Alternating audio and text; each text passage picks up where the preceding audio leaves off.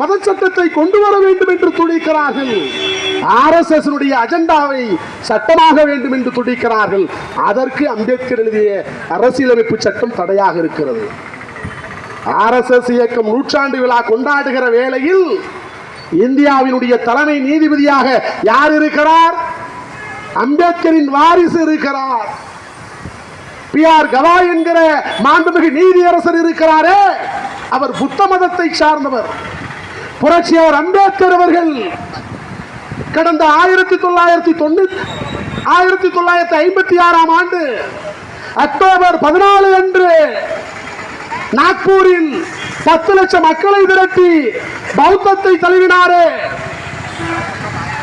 அவர் 15 ஆண்டுகளுக்கு முன்பு அறிவிப்பு செய்கிறார், நான் பிறக்கின்ற போது ஒரு இந்துவாக பிறந்து விட்டேன், ஆனால் நிச்சயமாக நான் இறக்கும் போது ஒரு இந்துவாக இறக்க மாட்டேன் என்று சொல்லி அறிவிப்பை சொல்லி மதத்தை ஆய்வு செய்து உலகத்தில் இருக்கக்கூடிய இந்தியாவில் இருக்கக்கூடிய எல்லா மதங்களையும் ஆய்வு செய்து புரட்சியாளர் அம்பேத்கர் எடுத்த முடிவு பௌத்தம்.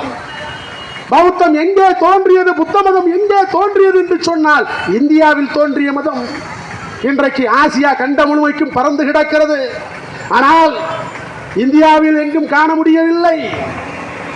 தமிழ்நாடு பௌத்த மடாலயங்கள் செழித்திருந்த பகுதி, ஐவரும் காப்பியங்கள் உருவாக்கப்பட்ட பகுதி, ஐவரும் காப்பியங்களின் கடவுளாக இருப்பவர் பகவான் புத்தர். இப்படி பல நீதி நூல்களை உருவாக்கிய காலம் அந்த பௌத்தர்களுடைய ஆட்சி காலம். அப்படி செழித்திருந்த பௌத்தத்தை இங்க இருக்கிற ஆரியர்கள் அழித்தார்கள், வந்தேறி ஆரியர்கள் அழித்தார்கள். ஏனென்று சொன்னால் புத்தர் கடவுள் மறுப்பு கொள்கையை பேசினார், புத்தர் சாதியை எதிர்த்தார், பார்ப்பனியத்தை எதிர்த்தார் என்பதற்காக அவருடைய மடாலயங்கள் உடைக்கப்பட்டது, புத்தரின் சிலைகள் தலைகள் வெட்டப்பட்டது, அதில் யானையின் தலையை வைக்கப்பட்டு இன்றைக்கு விநாயகர் என்று நம்ப வைக்கப்பட்டு வழிபாடு செய்யப்படுகிறது. இப்படிப்பட்ட பல முறைகேடுகளை பல ஆண்டுகளாய் இந்த மண்ணின் பூர்வ குடிகளுக்கு எதிராக செய்து வந்தேறி ஆரிய பார்ப்பனர்கள் இந்த மண்ணை சிதைத்தார்கள். அப்படிப்பட்ட சூழலில் தான் இந்த ஆய்வுகளை எல்லாம் மேற்கொண்டுதான் அம்பேத்கர் சொல்லுகிறார், இந்திய வரலாறு என்பது பௌத்தத்திற்கும் பார்ப்பனியத்திற்கும் நடந்த போர் என்று சொல்லுகிறார்.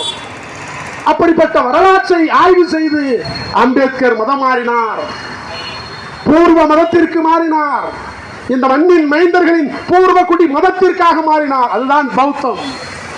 அப்படி அம்பேத்கரின் வழியில் பௌத்தம் மாறிய குடும்பத்தை சார்ந்தவர் தான் நம்முடைய தலைமை நீதிபதி கவாய் அவர்கள். PR கவாய் அவர்கள் சும்மா தாக்குதல் நடத்தப்படவில்லை.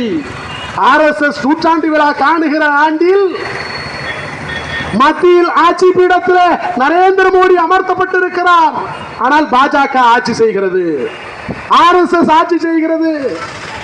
குடியரசுத் தலைவராக ஒரு பொம்மை, ஒரு அடிமை, பழங்குடியின பெண் என்று பெயர் வைத்தாலும் கூட எதையும் பற்றி அவருக்கு கவலை இல்லை.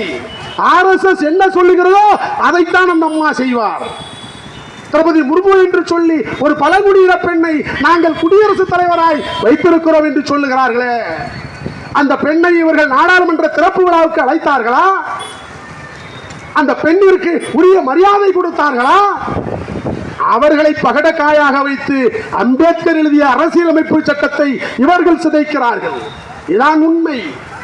அப்படிப்பட்ட சூழலில் ஒரு உண்மையான நேர்மையான நீதிபதி PR கவாய் அவர்கள் மோடியின் அரசியல் நாடகத்திற்கு அஞ்சாதவர், RSS அஜெண்டாவிற்கு துணை போகாதவர். எனவேதான் திட்டமிட்டு அவன் சொல்லுகிறான்,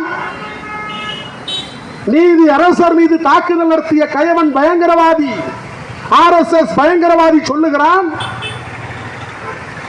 ஒரு வழக்கில் நீதிபதி தீர்ப்பை எங்களுக்கு சாதகமாக சொல்லவில்லை, எனவே செருப்பை எறிந்தோம் என்று சொல்லுகிறான்.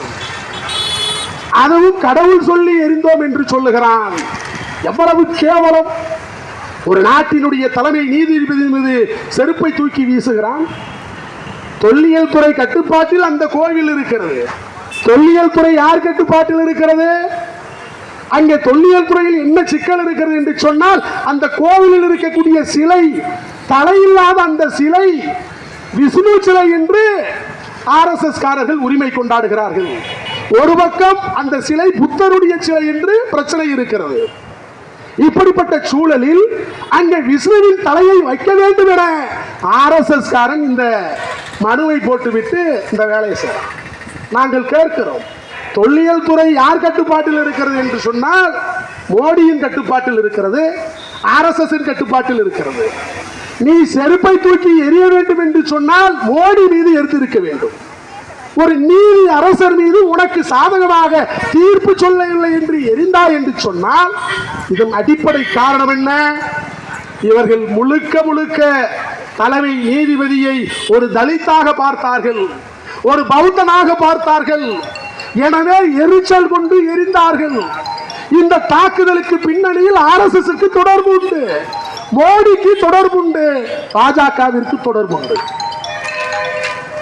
இப்படி நீதிபதி PR கவாய் மீது நடத்தப்பட்ட இந்த தாக்குதலை நாடெங்கிலும் இருக்கிற தலைவர்கள் கண்டித்து அறிக்கை விட்டுக் கொண்டிருக்கிற போது மறுநாளே தலைவர் எழுச்சி தமிழர் அவர்களுடைய ஆணைக்கிடங்க விடுதலை சிறுத்தைகளின் சமத்துவ வழக்கறிஞர் சங்கம் தலைநகர் சென்னையில